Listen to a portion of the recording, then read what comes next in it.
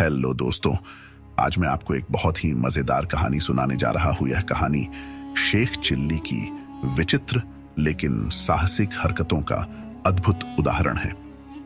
एक दिन नवाब साहब ने कालेसर के जंगलों में शिकार का कार्यक्रम बनाया। कालेसर का जंगल अपने खतरनाक और खूंखार जानवरों के लिए जाना जाता था। वहां अकेले शिकार करना बेहद जोखिम भरा काम था, इसलिए नवाब साहब ने हर तरह की तैयारी करने का फैसला किया।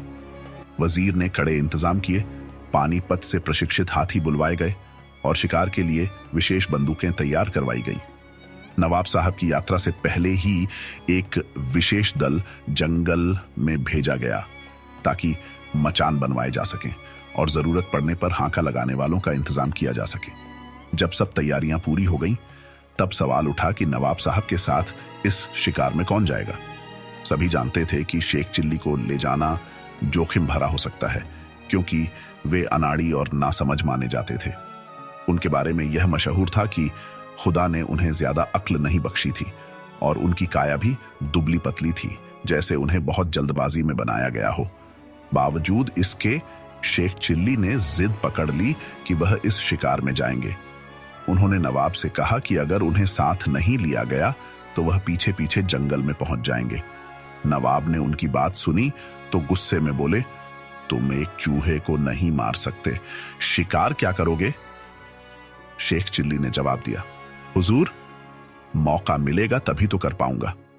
शेख चिल्ली की इस जिद और दृढ़ता को देखकर नवाब साहब ने उन्हें अपने दल में शामिल कर लिया। काफिला पूरी तैयारी के साथ कालेसर के घने जंगलों में पहुंचा, जहां पहले से ही सब इंतजाम थे। तय हुआ कि रात में तेंदुए का शिकार किया जाएगा। दिन ढलते ही सभी लोग पानी, खाना और बंदूकें लेकर मचानों पर बैठ गए। यह चांदनी रात थी और सभी की नजरें उस चारे पर टिकी थीं जिसे तेंदुए को लुभाने के लिए बांधा गया था। शेख चिल्ली को नवाब साहब ने एक और साथी शिकारी शेख फारूक के साथ एक मचान पर बैठाया था।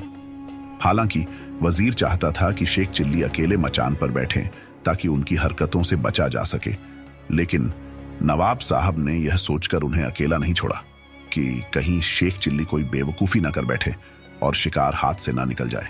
इस तरह शेख फारूक उनके साथ मचान पर बैठ गए। तेंदुए का इंतजार करते हुए 3 घंटे बीत गए और शेख चिल्ली का धैर्य जवाब देने लगा।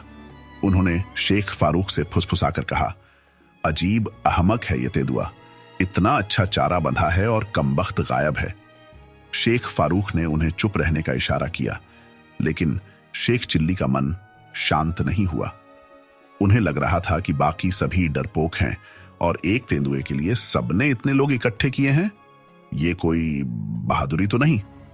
वह खुद को सबसे ज्यादा साहसी मानते हुए सोचने लगे कि यदि तेंदुआ अभी आ जाए तो वे उसे नीचे उतरकर थपेड़ देंगे। शेख चिल्ली अपनी कल्पनाओं में खोए हुए थे कि कैसे वे तेंदुए के पीछे बंदूक लेकर भागेंगे और आखिरकार उसे हरा देंगे। इसी दौरान उन्होंने तेंदुए के आने की कल्पना में ही बंदूक की लबलबी पर हाथ रखा और अनजाने में बंदूक का ट्रिगर दब गया। एक जोरदार धमाका हुआ और सभी लोग चौंक उठे। शेख चिल्ली ने चिल्लाकर पूछा, क्या हुआ? शेख फारूक ने जवाब दिया, शेख चिल्ली, कमाल कर दिया, तेंदुआ चारे के पास पहुंचने से पहले ही मारा गया। यदि शेख चिल्ली ने नीचे देखा और सच में तेंदुआ मरा पड़ा था।